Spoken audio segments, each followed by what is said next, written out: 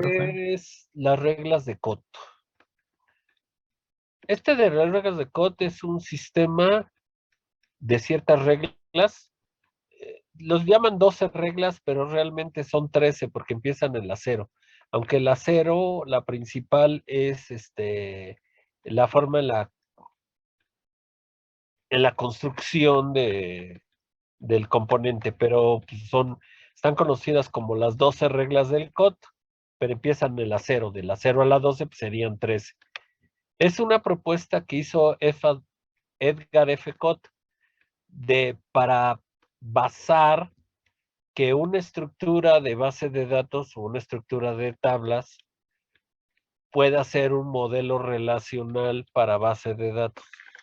Como les decía, muchas veces lo que hacen es juntar en algún lugar todas las tablas y entonces dicen que es tu base de datos y que es relacional, pero no necesariamente esto. Entonces, Scott se percató que existían bases de datos en el mercado, o sea, te vendían software en el mercado en aquellos entonces que decían que eran bases de datos, pero las cuales decían ser relacionales, pero no eran relacionales. O sea, a la hora de hacer una investigación, se dio cuenta que no existían esas tablas con la relación. Una cosa es que yo genere las tablas y muchas pueden tener tablas y otra cosa es que tengan esa parte de relación. Relación es que una tabla con otra tenga algún tipo de vínculo en el cual para nosotros lo conocemos o por ahí lo han escuchado, a lo mejor en el semestre anterior, en lo que se conoce como la llave foránea. Y esa llave foránea va a ligar a una llave primaria o a un campo de otra tabla con el cual lo va a vincular y va a generar una red. Esa red es la forma de cómo yo me voy a conectar, por ejemplo, cómo yo tengo la información del alumno y entonces en otra tabla tengo los cursos o las materias que está cursando. Entonces, ¿cómo relaciono esa información del alumno con las materias? Pues por la boleta. Entonces, la boleta, que es el número de identificación que tengo para sacar los datos personales del alumno, con ese mismo número de boleta voy a identificar cuáles son las materias que está cursando. Entonces, esa es una forma de una relación. Entonces, no necesariamente todas las relaciones tienen que ser con campos llaves de otras tablas. Pueden ser con campos naturales, ¿sí? O normales. Es muy raro. Normalmente siempre asociamos que todas las relaciones se dan por las tablas y por las llaves, pero sí se puede dar, si es que se requiere. Entonces, se percató que existían en el mercado cierto tipo de información o software que decían, oye, yo tengo la base de datos A, la base de datos B, y decían, pero este tipo de base de datos te maneja una estructura de manera relacional. Y a la hora de comprarla y ponerla en ejecución, se dio cuenta que pues no necesariamente es base de datos relacional. Y ahora en la mayoría de los casos, las soluciones que hay de las bases de datos que están en las diferentes empresas, más el software que se llega a manejar, está basado en la base de datos relacional. Eso no quiere decir que si yo tengo una jerárquica o una de red no pueda trabajar, pero el planteamiento y la forma de solución con los aplicativos, casi todo está basado en la relacional, porque pues nos basamos en las relaciones. Y a través de estas relaciones es como yo voy a vincular todas las diferentes tablas, valga de esta, relacionadas, o sea, que tienen algo en común y entonces con una misma consulta me puede traer toda esa información de todas esas tablas, es lo que se busca. Pero lo que él encontró es que únicamente era un lugar donde podían guardar tablas, o sea, guardar información. Eran tablas del sistema donde guardaban información y decían, pues yo tengo mi sistema de base de datos y aparte es relacional. Entonces, él, lo que checó es que esas tablas quizá ni si estaban, o a lo mejor estaban, entre comillas, bajo ciertas reglas normalizadas, porque por ahí hay unas reglas de normalización cuando se hace un diseño de base de datos. Eso aquí en lo que tengo yo de la materia no lo vamos a ver, pero el semestre pasado lo debieron haber visto, que es la normalización. En la normalización son cierto tipo de reglas que lo que se hace es tratar de evitar la redundancia de los datos. Básicamente las tres primeras normas, esas funcionan para evitar o que haga que funcione, generar una buena estructura de base de datos, y la regla 4 y 5 son algo como, pues, contrario. La regla 4 y 5 es desnormalizar algo que había normalizado en beneficio del funcionamiento de mi base de datos. Entonces, ya que llegué a la 3 y normalicé, a veces es necesario desnormalizar ciertas cosas que ya había normalizado en beneficio del funcionamiento y de la explotación de la base de datos. Para eso son las normas 4 y 5, ¿correcto? Pero básicamente la mayoría pues llega a que funcionen hasta la 3 y con eso llegó a funcionar. Entonces, él generó un sistema y publicó un sistema con 12 reglas.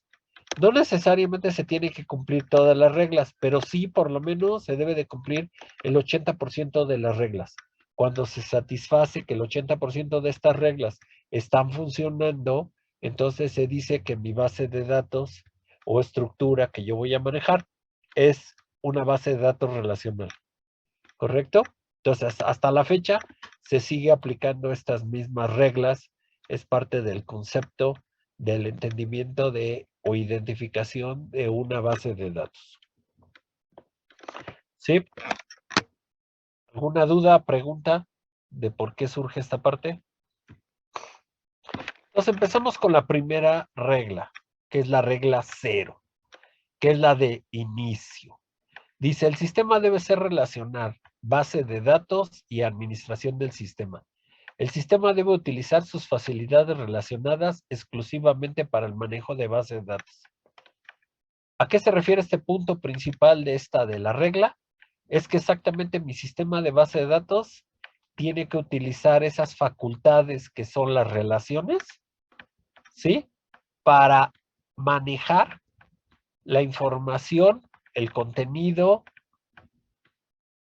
de mi base de datos, o sea, las tablas. ¿Cómo voy a llegar a las tablas a cada uno de los diferentes campos o cómo voy a llegar a cada una de las diferentes tablas? A través de una relación. Y esa relación, ¿dónde tendría que estar?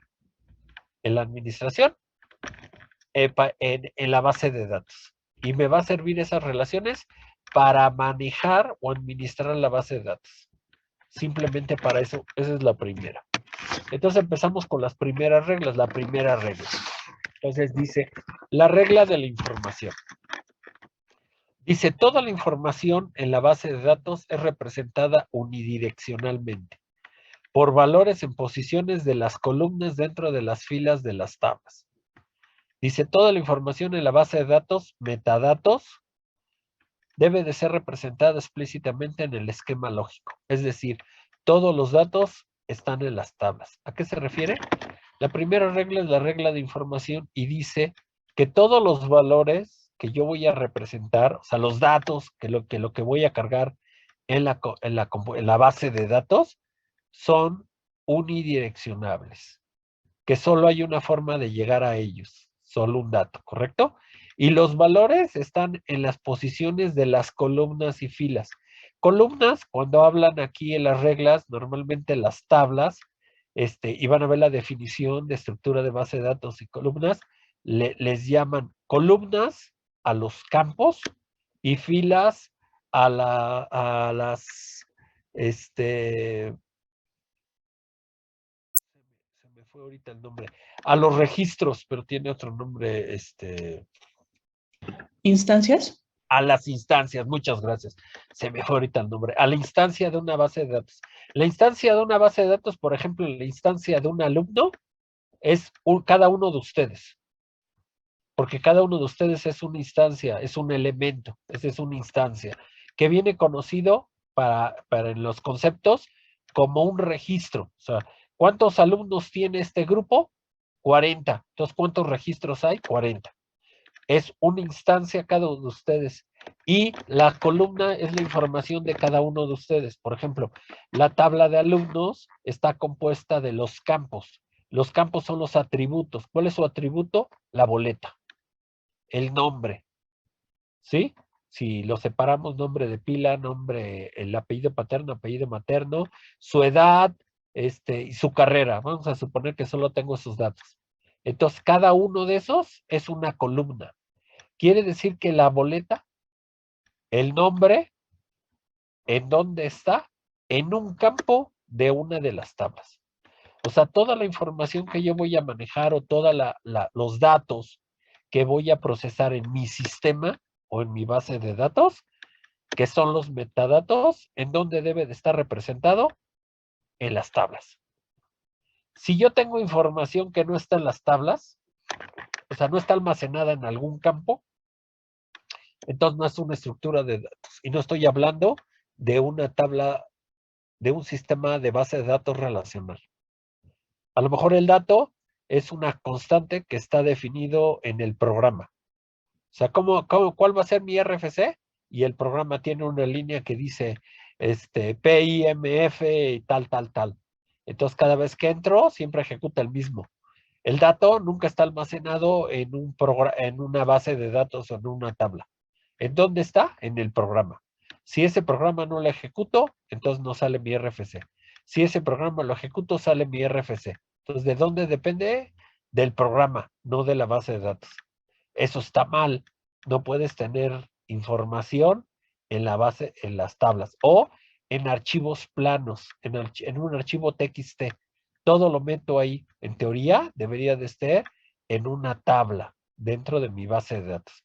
Toda la información que yo maneje, que sea importante, vital, de algún lado, el SKU, el precio, el departamento, si es de alumnos, la boleta, la carrera, las calificaciones, el promedio a lo mejor puede ser cálculo, puede ser porque son dependientes, pero al final ¿de dónde va a salir? De la información que tengo almacenada de las calificaciones. ¿Sí? ¿Y dónde están esas calificaciones? En la base de datos. En algún campo. Ahí lo almaceno. En alguna tabla o varias tablas, de ahí saco la información. A eso se refiere la regla 1. Toda la información que se utiliza en cuanto a datos dentro del sistema debe de estar almacenado en alguna posición, o sea, en algún campo y de alguna tabla. ¿Sí? No puede salir así mágicamente algún dato. A eso se refiere la regla 1. ¿Preguntas? Regla 2. La regla del acceso garantizado. Dice, todos los datos deben ser accesibles sin ambigüedad. ¿Qué es el concepto de ambigüedad o qué entienden ustedes por ambigüedad? Bueno, en este caso debería de estar bien especificado. Correcto, bien especificado. Pero básicamente ambigüedad es, ¿alguien tiene el concepto? La ambigüedad y todo para nosotros los mexicanos es como el doble sentido. Lo mismo que yo digo depende cómo lo diga o cómo lo entienda. Eso es ambigüedad. Cuando una palabra o una frase puede tener varios significados, es ambigüedad. Entonces, si yo voy a consultar cierta información de cierta tabla, siempre me debe de dar la misma información en todos los casos. ¿Sí? Y aparte, garantizar que la regla o la información es que, y dependiendo de la información con la que accese, que es a través a lo mejor de una llave de la boleta, siempre me debe dar la misma información. Dice que cada valor escalar individual en la base de datos debe ser lógicamente direccionable, especificando el nombre de la tabla, la columna y que lo contiene y la llave primaria. ¿Qué esto es esto? Vamos a suponer, yo quiero sacar el nombre de ustedes. Entonces voy a la tabla de alumnos y se llama el campo nombre, ¿correcto? Y ustedes tienen una boleta. Entonces, si yo acceso con la boleta que ustedes me dan en el campo boleta y voy a la tabla de alumnos, en el campo nombre, voy a sacar su nombre. Y eso va a aplicar para todos los alumnos. ¿Dónde voy a sacar el nombre? Del campo nombre. ¿Y dónde está? De la tabla alumnos. ¿Y con qué lo voy a accesar? En este caso, lo estoy definiendo a través de la boleta. ¿Correcto? No puede ser que para uno de ustedes, en el campo nombre, encuentre el nombre de ustedes, y si quiero buscar el nombre en otro alumno, está en la dirección. Y en otro alumno, en el campo de teléfono. O sea, no, siempre lo mismo, siempre está. Y si yo vuelvo a consultar el mismo registro o varios alumnos consultan ese mismo registro con esa misma boleta, el nombre va a ser el mismo. No el nombre ahorita en uno es Francisco y al ratito consultar los mismos datos me debe dar Pedro y luego María. O sea, no, siempre va a ser igual. ¿Y dónde están representados todos sus datos? En cada uno de los campos. Entonces a eso se refiere. Regla del acceso garantizado. No es ambigüedad, siempre me va a dar el mismo resultado. No porque hoy lo consulte, me diga que es Francisco Javier y mañana lo consulte o lo consulte otro alumno y ahora es Francisco. Y en otro solo es Javier y en otro ya es Adolfo. No, siempre va a ser lo mismo. A eso se refiere esta segunda regla, que cada vez que yo accese cada uno de los campos con una tabla, con algún identificador que es la llave, pueda llegar al mismo registro. A eso se refiere regla del acceso garantizado. ¿Alguna pregunta? ¿Alguna duda? No. Regla 3. Tratamiento sistemático de valores nulos. Ok. El sistema de gestión de administración de base de datos, que es el sistema administrador de base de datos, que se llama también sistema de gestión de base de datos, debe de permitir que haya valores nulos. Debe tener una representación de la información, de la falta o de información que no es ahorita aplicable. ¿Sí? Que se da en otro momento. Por ejemplo, vamos a suponer que yo tengo toda la información de un alumno y yo tengo la información de un alumno y tengo mi alumno, mi tabla se llama alumno y yo tengo el campo de boleta, nombre, tengo dirección,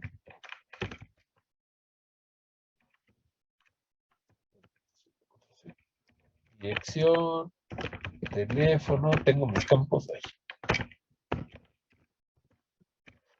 Teléfono y así voy con diferentes datos y de repente tengo aquí porque me sirve para todo el historial del alumno y tengo el número de título o posgrado. Tengo forma de titulación.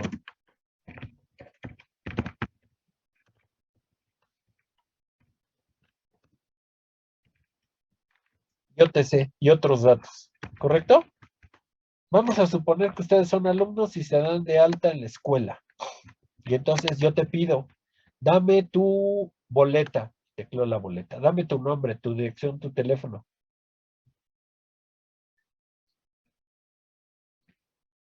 Y entonces llega y te dice, te estoy dando de alta, dame tu número de título. ¿Tienes número de título? No. ¿Tienes tu forma de titulación? No. No, pues apenas te está inscribiendo. Entonces, yo no te doy registro a la base de datos si no me llenas esos campos.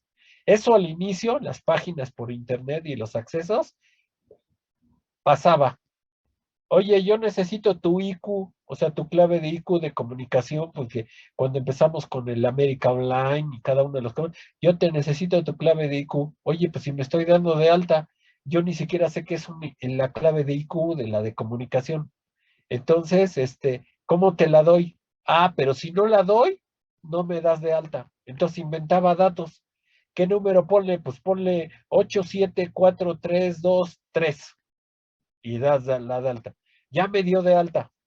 ¿Ese dato es válido? Pues no, pero pues lo tenía que capturar. Entonces, a lo mejor mi estructura de base de datos o mi tabla, alumnos, yo estoy tomando en cuenta a los alumnos de nuevo ingreso, pero también esa tabla me va a servir de historial para controlar a un alumno también cuando se titula o toma una maestría o un doctorado, lo que sea. Si un alumno que apenas se está inscribiendo, pues apenas está cursando la carrera. Todavía no sé si tenga idea si va a querer hacer doctorado, licenciatura, maestría o por lo menos que termine la carrera. No tengo idea. Pueden pasar muchas cosas en el Inter. Entonces, si yo tengo esos campos en la base de datos, cuando lo dé de alta, esos datos, ¿cómo deberían de ir?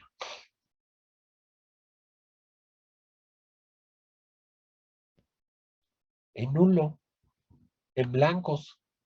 Si es carácter en blancos y si es numérico en ceros. O sea, nulos. No es necesario solicitarlos. Y entonces puedo grabar los datos con los datos de arriba, estos datos,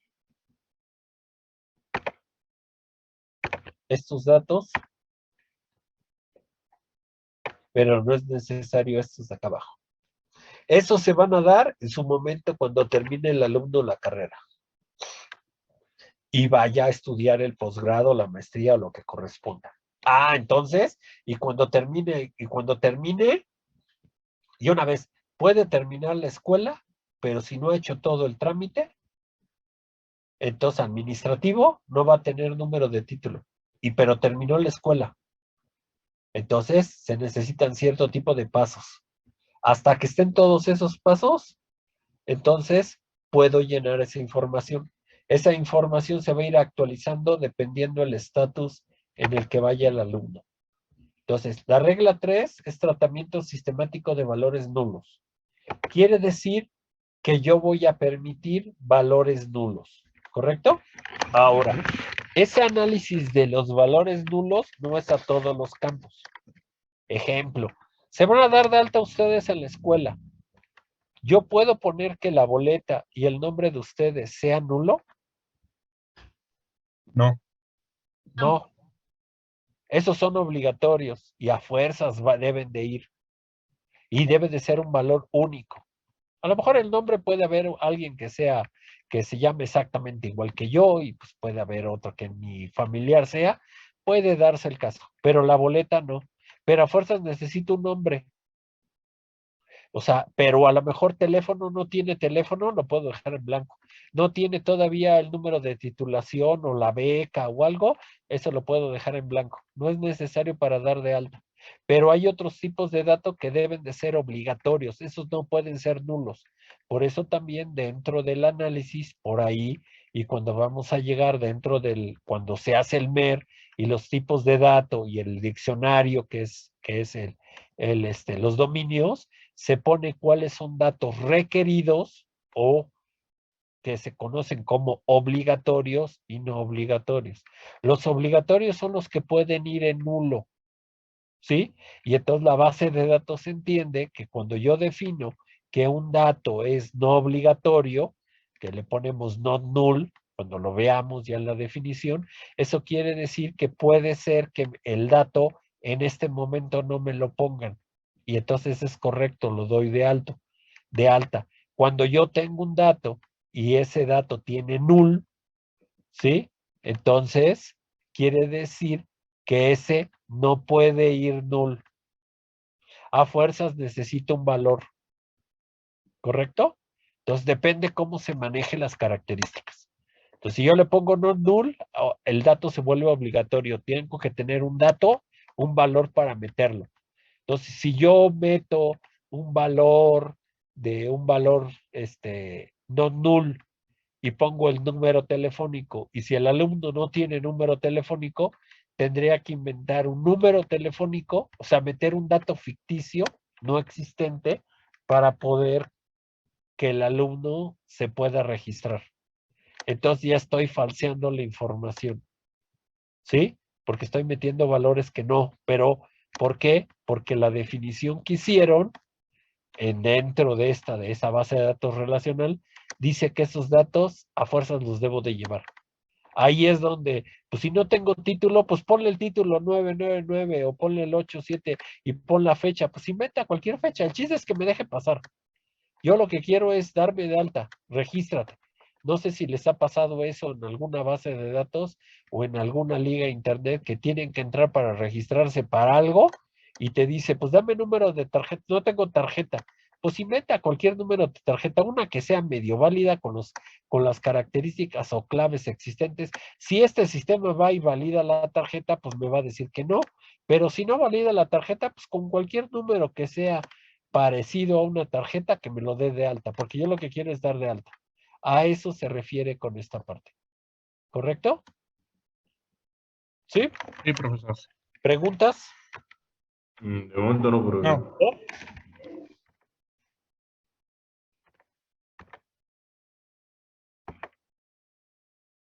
Regla 4.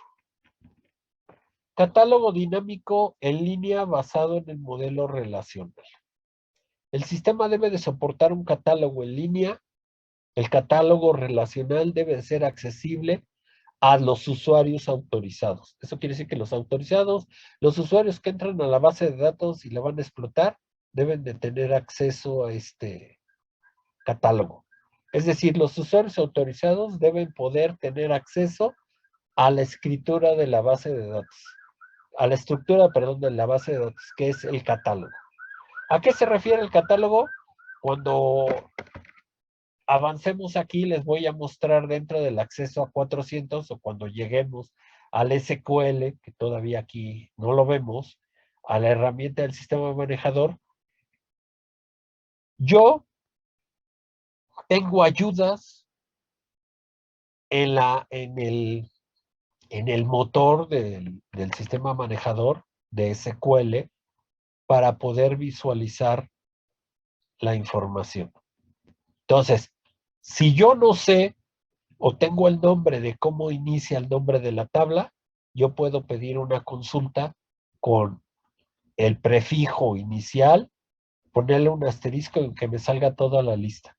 Si yo no conozco los campos, entonces que me salga ya sea con un signo de interrogación o alguna tecla de función, ya depende de cada quien, la información del catálogo. Si yo voy a meter un dato o algún tipo de dato y no sé qué tipo de dato puede hablar, a ver, con algún tipo de función, tecla o algo que esté configurado, me debe dar ayuda para que me muestre todos los tipos de datos con los cuales yo pueda registrar. Eso me lo da el manejo, ¿sí? Y eso es la ayuda que va a presentar. Es un catálogo dinámico. ¿Qué es? Si el catálogo dinámico ahorita yo quiero buscar las tablas, me va a dar 5 tablas, porque tengo 5 tablas. Si yo doy de alta ahorita 2 tablas, entonces si ustedes entran, ya no les va a dar 5 tablas, les va a dar 7 tablas. ¿Sí? A eso se refiere. Que es un catálogo en línea que entonces se va a ir actualizando conforme la información que tengo en la base de datos y es lo que me va a mostrar. Esa sería la regla número 4. ¿Preguntas? ¿Dudas? No, profesor. Regla 5. Regla comprensiva del sublenguaje de los datos. El sistema debe soportar por lo menos un lenguaje relacional. ¿Qué? Que tenga una sintaxis lineal, que pueda ser utilizado de manera interactiva, que soporte operaciones de definición de datos, operación de manipulación de datos, actualizaciones, así como recuperación de los datos, seguridad e integridad y operaciones de administración de transacciones. Entonces, yo debo de tener o la base de datos, un lenguaje que me ayude a la operación de la base de datos. Que eso es lo que ahora actualmente hacen los sistemas manejadores de base de datos. En aquel entonces solo estaba la base de datos. Por lo tanto, él se refería en esta parte de esta regla a que debería de existir alguna herramienta o algún lenguaje o algo que me pueda accesar a la base de datos sin tener que desarrollar un programa en algún lenguaje de programación. Y eso lo vamos a ver cuando empecemos a trabajar con la base de datos. Que es, si yo tengo un aplicativo a través de una transacción o a través de algún lenguaje de programación, yo puedo colocar en el lenguaje una instrucción, ¿sí? De una sentencia y me la va a ejecutar.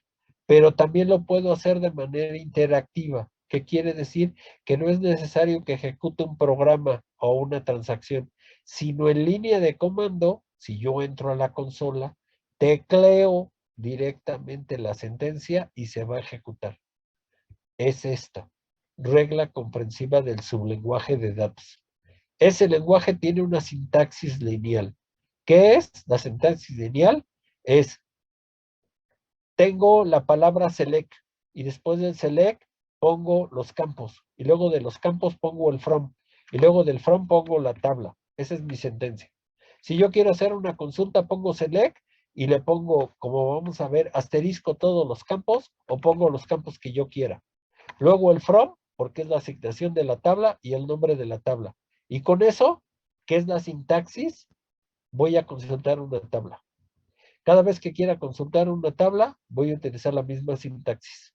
Entonces es una sintaxis lineal de un lenguaje que me ayuda a desarrollar. No es necesario que desarrolle un programa en C, en Pascal o en COBOL para hacer este aplicativo. Y ese sublenguaje me va a permitir el manejo, ¿sí? De lo que es estructuras o sentencias que me va a ayudar para un lenguaje que está, tiene certificaciones a nivel de validaciones a nivel mundial, y entonces el que se utiliza, el SQL. El lenguaje SQL es el que está estandarizado a nivel mundial. Eso quiere decir que la misma, una plataforma o un sistema manejador que hace Japón o que hace Estados Unidos o hace México, España o los rusos o cualquiera, va a estar basado en lo mismo en el SQL. Ese es el lenguaje que ahora se está manejando. Esta es la regla comprensiva del sublenguaje de datos. En aquel entonces, cada aplicativo, cada desarrollador de base de datos generaba su propio lenguaje de manejo. Ahora ya existe un estándar, que ese es el SQL. Todos los sistemas manejadores o herramientas que ahora se usan, pues básicamente se manejan a través de este lenguaje.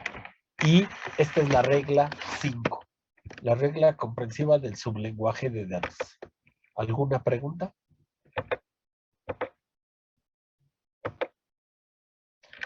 Vamos con la regla 6. Actualización de vistas. El sistema manejador de base de datos debe encargarse que las vistas muestren la última información. No son válidas vistas que muestren datos que no están al día. ¿A qué se refiere? Que toda la información cuando yo voy a consultar de la vista le hablan a la consulta de una tabla. Vista también en concepto, vistas son, para nosotros las vistas lógicas, son esos archivos lógicos con los cuales yo voy a consultar la información de una tabla padre, ¿correcto? Pero aquí le llaman vistas a esas consultas que te presenta. Cuando yo genero una sentencia, cualquier tipo de sentencia me puede traer un registro o me puede traer varios registros. Esa información que me despliega se le llama vista, ¿sí? Entonces, si yo ahorita corro una consulta de la secuencia, de esta secuencia de administración de base de datos de los alumnos inscritos, me debe de traer la información de los 40 de ustedes, ¿correcto? Si ahorita hay un proceso de alta y se dio de alta un alumno, cuando yo consulte la tabla, vamos a suponer que la consulto en la noche o la consulto el día de mañana en la tabla, ¿cuántos alumnos me tiene que mostrar? Unos 41, ¿no? 41, correcto. A eso se refiere esto. La actualización de las vistas es cada vez que muestre o consulte la información, me la debe de dar al día. Si ahorita estoy dando de alta datos o ahorita estoy actualizando datos, cuando yo consulte los datos, ya me los debe de dar la consulta con los datos actualizados. ¿Sí? Si la actualización se está haciendo en línea. ¿Correcto? Porque a lo mejor la actualización, ¿se acuerdan por ahí que platicamos de lotes? Si la actualización es en lotes y la actualización la voy a hacer hasta la noche, pero hoy registro los cambios, estoy de acuerdo que no, ahorita no me muestra ningún dato. Pero si en la noche ya se corrió esa actualización de lotes, el día de mañana que consulte la base de datos, esa tabla ya me debe de dar todas las actualizaciones que di.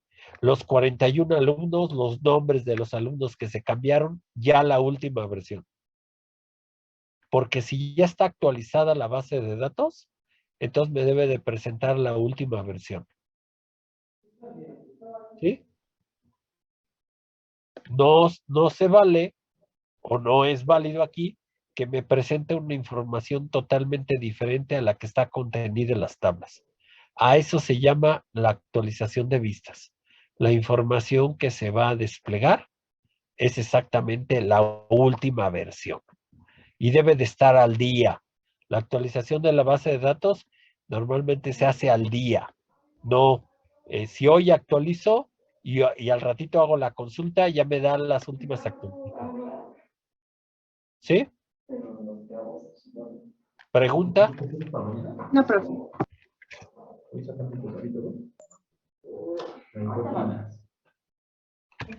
Regla 7.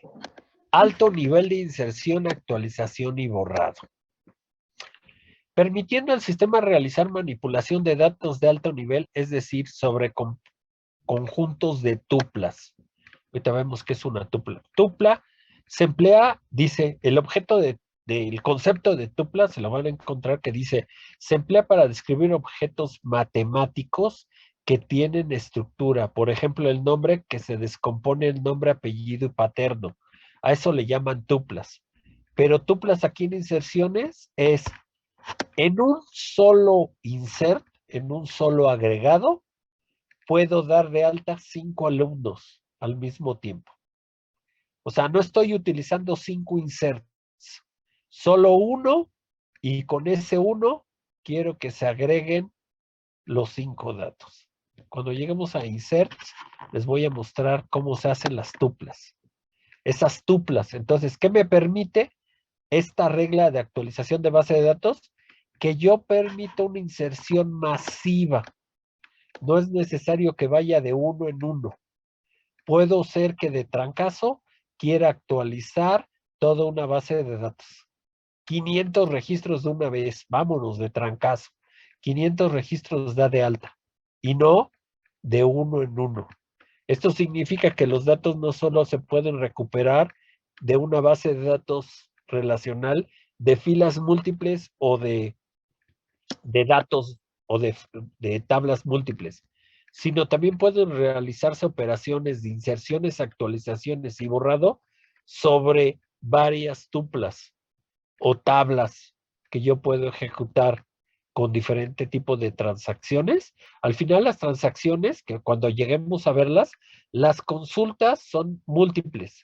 Eso quiere decir que puedo utilizar en una consulta varias tablas al mismo tiempo y la maneja. Cuando llega a ver las instrucciones de los insert, el delete, el borrado y la actualización que es el update, se hace, son sintaxis o instrucciones nonarias. Se hace de tabla en tabla. Yo no puedo actualizar 5 tablas al mismo tiempo. Tiene que ser a lo mejor a través de una transacción, pero se va a actualizar la primera tabla, luego la segunda, luego la tercera y luego la cuarta. En una misma instrucción no puedo mandar las 5 tablas. Son nonarias. Pero sí permito que en un mismo bloque pueda insertar con una misma instrucción 5 registros, o 10, o 15, o 20. Esa inserción masiva, o actualización masiva, o borrado masivo, se le llama que es la regla 7. Y eso se hace a través de tuplas. Ya vamos a ver específicamente una tupla. Cuando lleguemos a las instrucciones, les voy a mostrar lo que es una tupla ya en un ejemplo. ¿Correcto? Ahorita es el puro concepto. Entonces, la regla 7 dice que permite un nivel de inserción y actualización alto. ¿Qué quiere decir? Que puede insertar varios datos con una sola instrucción. A eso se refiere. No ir de uno en uno. Como en un lenguaje de programación solo puedo insertar un registro a la vez. Si yo quiero insertar varios registros, los meto en una estructura repetitiva de un ciclo, ya sea un for, un while, un ejecuta hasta, y pero voy leyendo y voy grabando de uno en uno, o leo un archivo y voy pasándolo de uno en uno, que lo hace tan rápido la máquina, pues que da la impresión de que los está pasando todos. Aquí hay una forma de decir, de una vez, de jalón, pásate los 100 registros de un trancazo. Eso se hace a través de tuplas. ¿Preguntas? ¿Dudas? No, profe.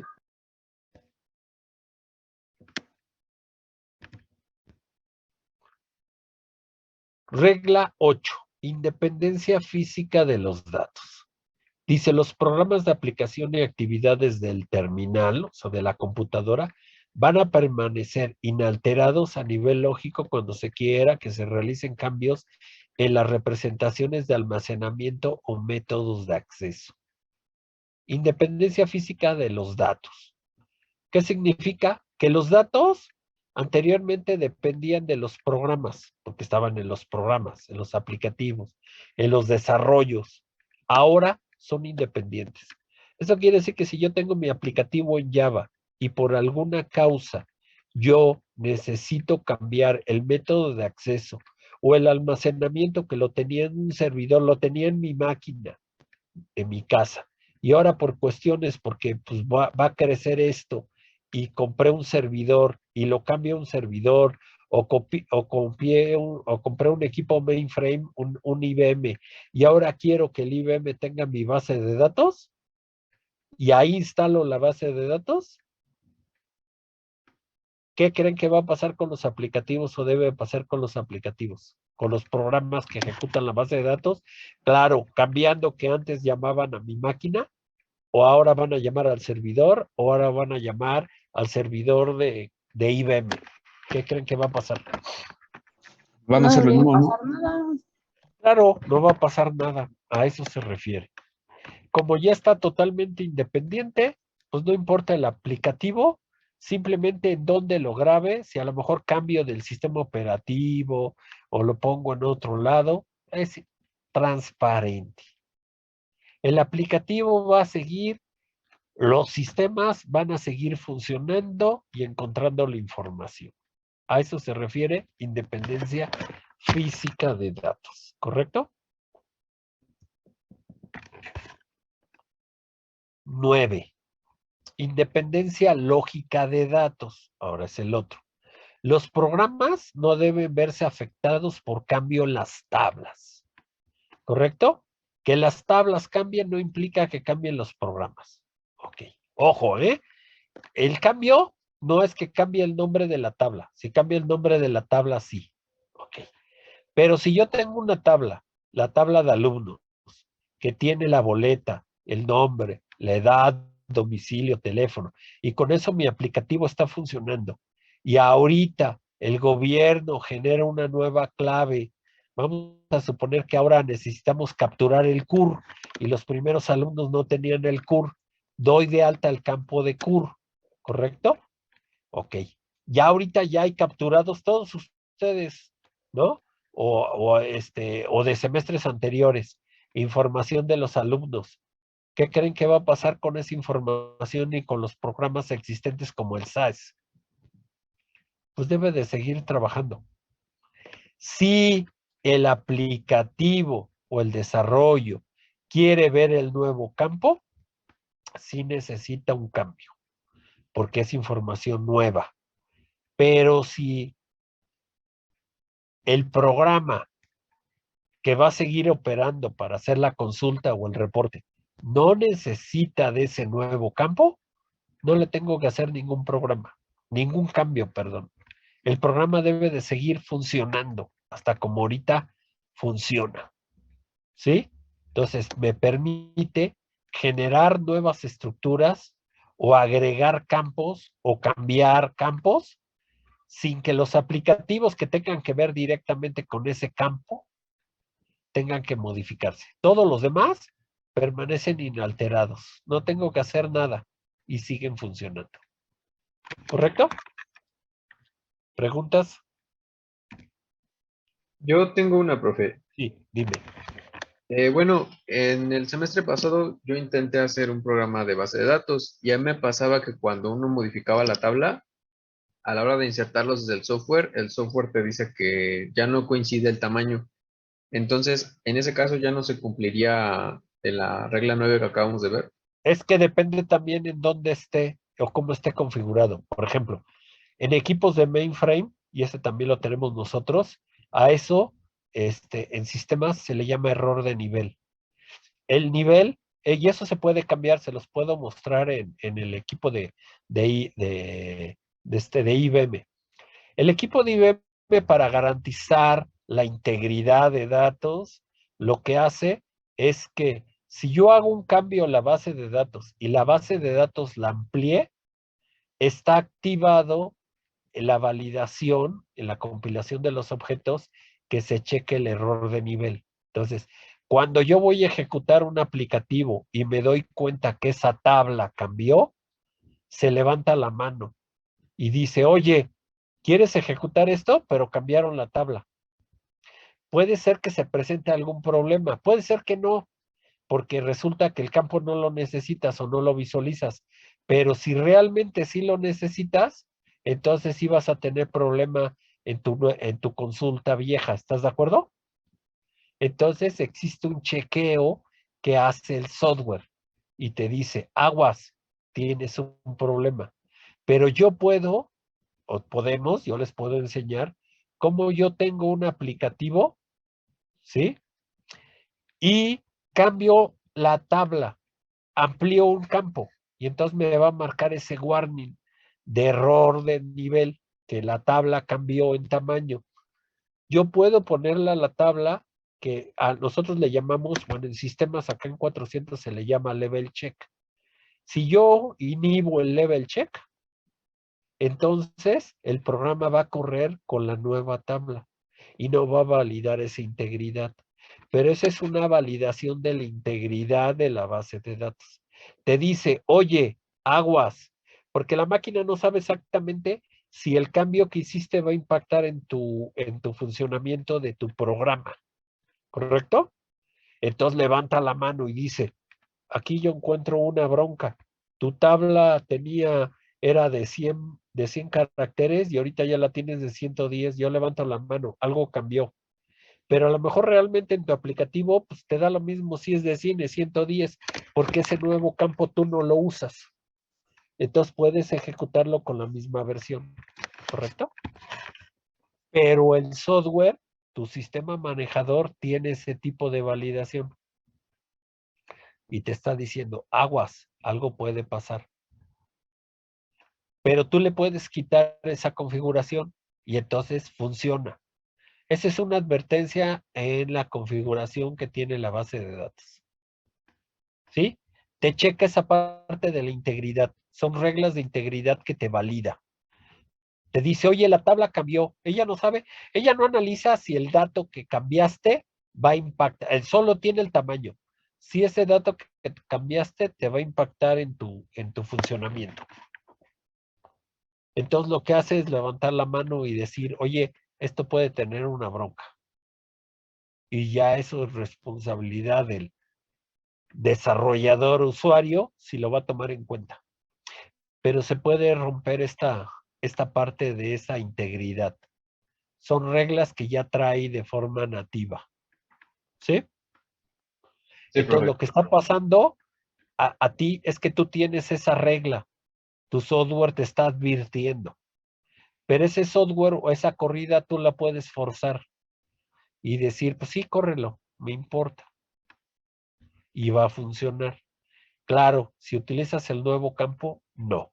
Ahora, ¿por qué advierte esto? Me imagino que en las reglas, cuando dieron de alta el nuevo campo, una de las reglas máximas que debe de hacer, pero eso ya depende del usuario, todos los nuevos campos que tú agregas, los agregas al final de la tabla. O sea, ahorita ya tienes tu registro con ciertos campos.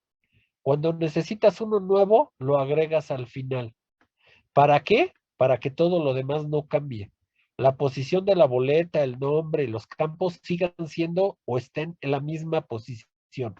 Solo la nueva información está al final. Si tú, cuando desarrollas, se te antoja reestructurar la tabla y el nuevo campo lo quieres poner entre la boleta y el nombre, ya desplazó la información. Entonces ahí sí vas a tener que recompilar todo, porque entonces el sistema te está advirtiendo, porque ya no saben dónde lo agregaste o cómo lo agregaste, que te puede dar datos inválidos. A eso se refiere esa parte. ¿Sí? Sí, profe. Entonces tú lo puedes quitar. ¿Sí? O sea, la puedes forzar a decir, no importa, ejecútalo. Es una advertencia que tiene el sistema manejador de base de datos cuando cambia una tabla. ¿Sí? Ok. Ok, gracias, profe. Independencia de la integridad. Las reglas de integridad deben almacenarse en la base de datos, es decir, en el diccionario de datos, no en los programas de aplicación. Debe ser posible cambiar estas limitaciones sin afectar innecesariamente las aplicaciones existentes. ¿Qué se refiere? Y esta vez esto luego no se cumple. Todas las reglas de integridad, si tú defines bien la base de datos, ¿dónde deberían de estar? En el diccionario. Y por ahí les voy a enseñar. Por ejemplo, UPIXA tiene 6 carreras y cada carrera está representada por un carácter, ¿correcto? La A, la C, la I, la T, la N, etc. ¿Correcto? Ok. ¿Qué pasa si yo, esa validación de saber si la carrera es correcta que capture el alumno cuando me le dice, o el usuario, oye, dame la carrera, y yo le pongo una X, ¿dónde creen que se haga? ¿En la base de datos o en el programa aplicativo en C o en Java?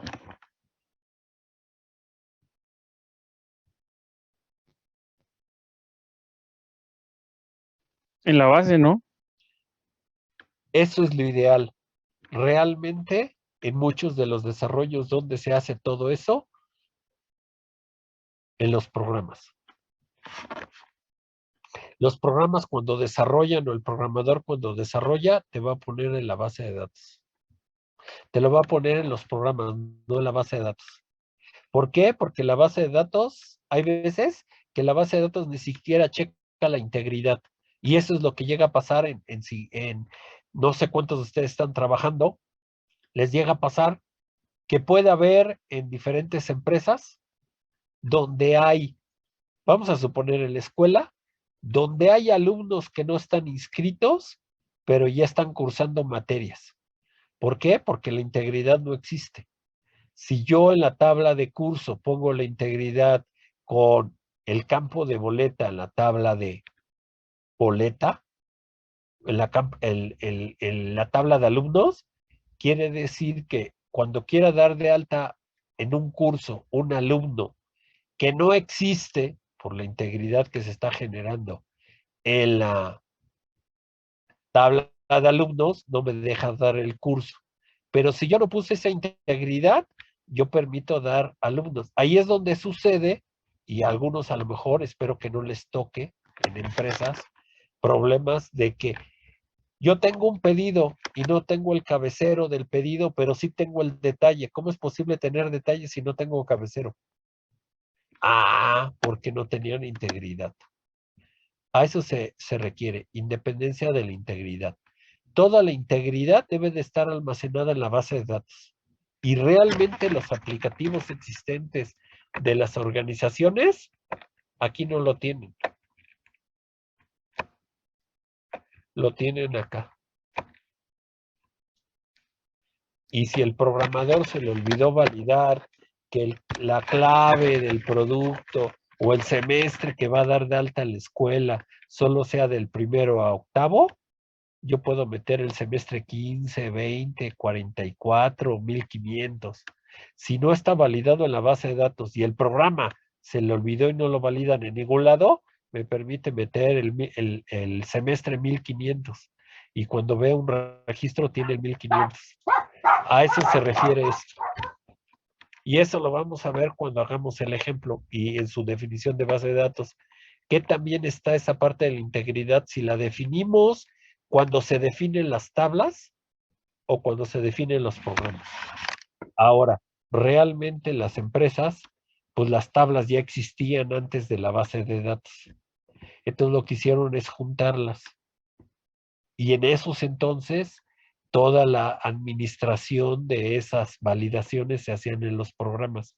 Pues se llevaron los programas. No migraron o no generaron una nueva base de datos, sino simplemente recolectaron tablas y están utilizando las tablas viejitas, ¿sí? O como ustedes, ¿cuánta experiencia tienen ustedes en base de datos? Entonces van a definir la base de datos como Dios les dio a entender. Y con eso funcionamos. Y con eso se crea toda la estructura de la empresa. La empresa ya tiene 80 años y nació hoy. Y después, dentro de 80 años, está trabajando la empresa con la definición que ustedes dieron.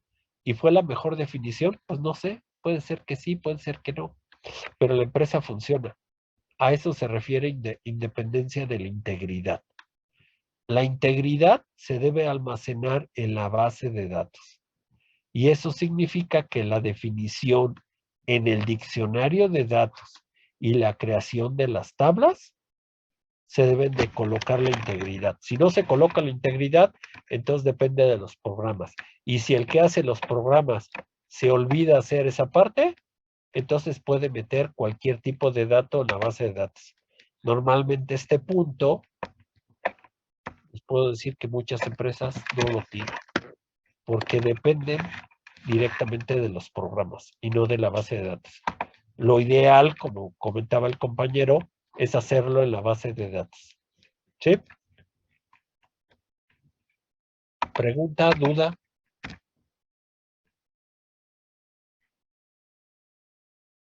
Nos faltan 2. Independencia de la distribución.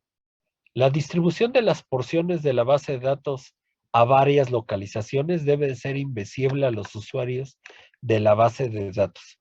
Los usos existentes deben continuar funcionando con éxito. El sublenguaje de la base de datos o el de los datos debe permitir que las instrucciones funcionen igualmente en una base de datos distribuida que una base de datos que no lo es.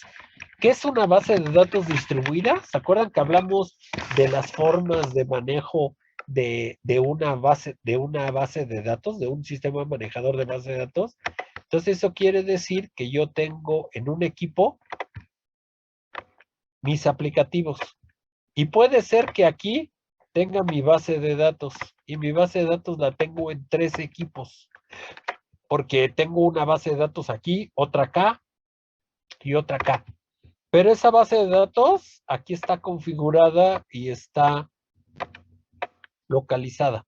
Entonces, yo como usuario, como sistema, yo voy a hacer una petición a mi base de datos. ¿Correcto? Y hago mi petición. Que resulta que mi petición, la información está en esta tabla que está en esta base de datos, no importa. Si ahora mi funcionamiento y me dice que ahora mi base de datos, la información está aquí, me da igual. Si ahora me dice que la información está aquí y acá, me da igual. Uno, como usuario, como independencia del aplicativo y todo, yo lanzo mi petición. De dónde traiga los datos, cómo esté, si esto está todo en solo una base de datos, o puede ser que sean varias bases de datos distribuidas. ¿Cómo lo traes? Para mí, usuario, petición de sistema, petición de alternativa, debe de ser transparente. ¿De quién es problema? ¿De quién me va a traer los datos y de dónde me los va a traer?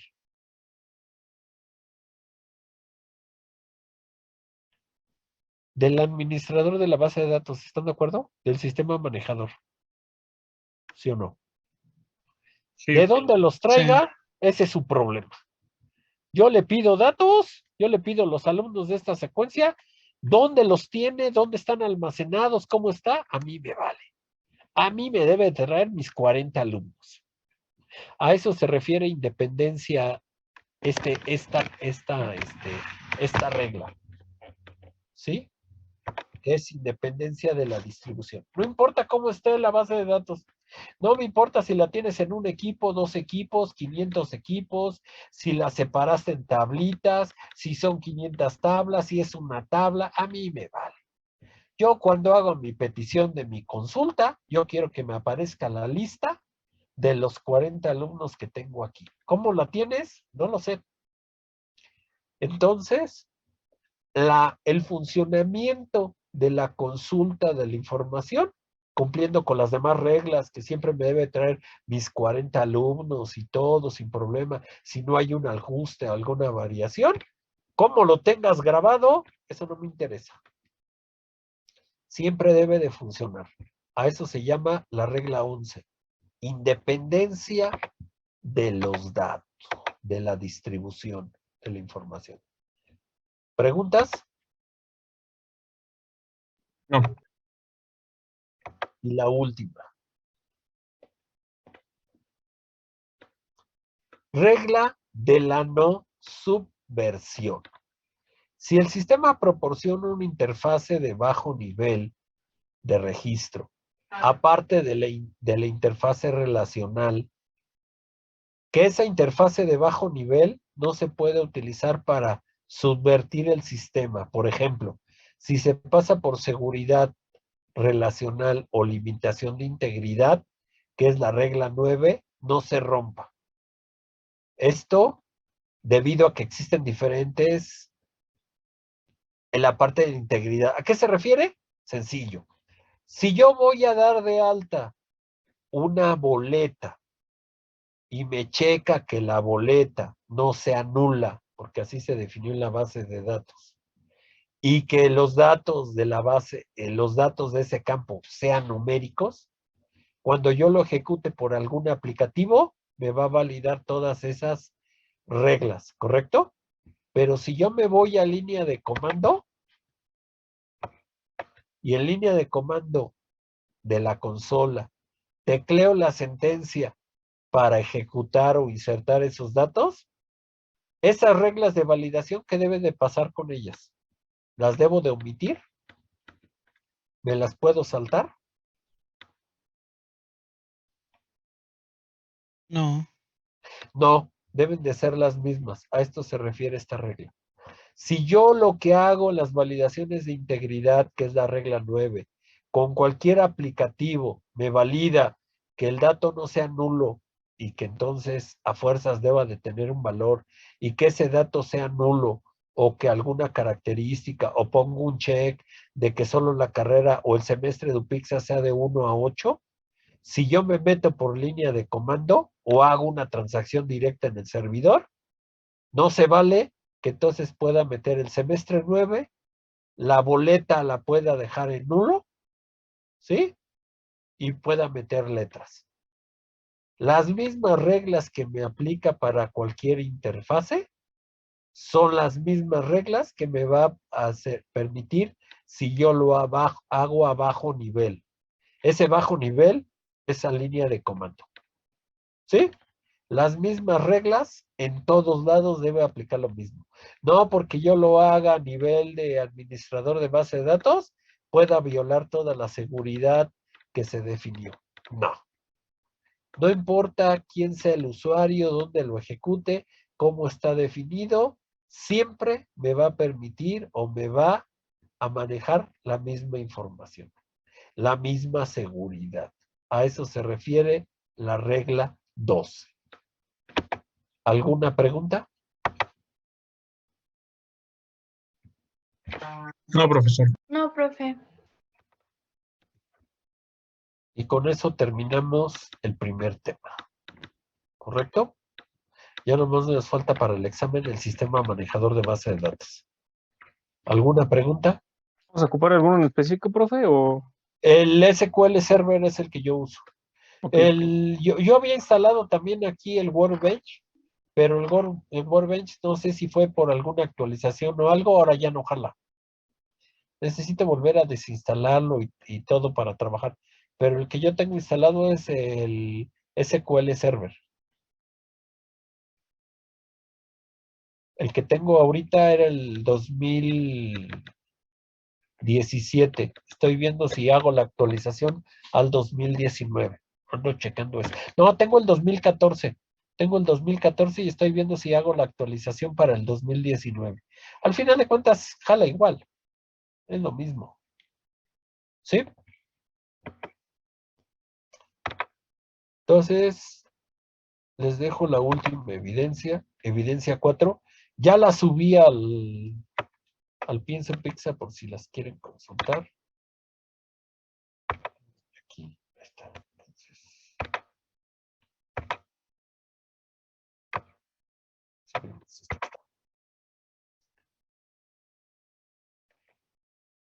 evidencia 4.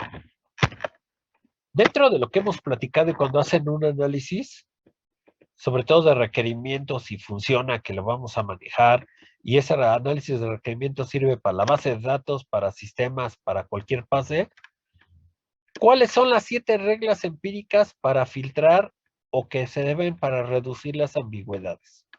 Por ahí hay una guía que ponen 7 reglas para poder eliminar las ambigüedades. Eso es importante que lo conozcan. Yo espero que el semestre pasado se las hayan dado, porque eso es parte de la definición, que las cosas que se hagan, cuando yo defino algo a la estructura, sea sin ambigüedad. Esa sería la 4ª evidencia, ¿correcto?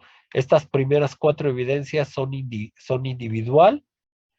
A partir de la siguiente clase, les voy a dar la evidencia 5, pero esa es grupal. Esa evidencia la voy a calificar con la asistencia. Entonces, el viernes les explico.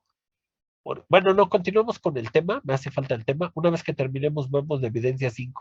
Cuando veamos la evidencia 5, ahí vamos a generar la base de datos.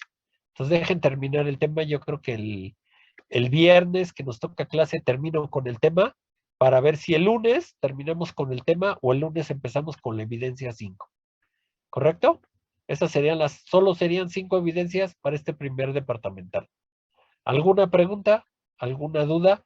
Por ahí las evidencias que ya me enviaron, ya las estuve calificando, ya les contesté. Hoy no he checado si hay evidencias. A lo mejor hoy en la noche me conecto y reviso si hay más evidencias para que tenga que verificar o validar. ¿Correcto? ¿Alguna pregunta? Sí, profe, yo tengo una duda. Sí, dime. ¿Las evidencias las subimos a Piensa o si se las seguimos mandando No, por como correo? quieran. Si las quieren subir a Piensa, es igual, o si quieren por mail. La mayoría, les puedo decir que el 90% me las envía por mail. Entonces, si quieren, seguimos con mail. Yo no tengo ningún inconveniente. Al final de cuentas, en Piensa Pizza, pues da lo mismo. Ahí te va a poner que está bien y vas a sacar tu estadística, pero si no metes todas por Piensa Pizza, pues las vas a meter por mail, pero eso no quiere decir que tus evidencias están mal, ¿sí? O vas a tener incompleta. Entonces yo califico de forma independiente esas. Yo tengo mi control. Entonces, en base a mi control me baso. Entonces, si me las quieren enviar por mail, adelante, no hay ningún problema. Así yo les contesto. Si es por Pienso Pizza, pues solo va a estar igual, respuesta correcta, incorrecta, y lo tienen que volver a evaluar. Pues como más práctico o fácil se te haga. Si se te hace más fácil subirlas a Pienso Pizza, mándamelas por ahí. Si se te hace más fácil enviármelas por mail, como gustes. Es lo mismo. De todos modos, en los dos lados vas a tener que hacer un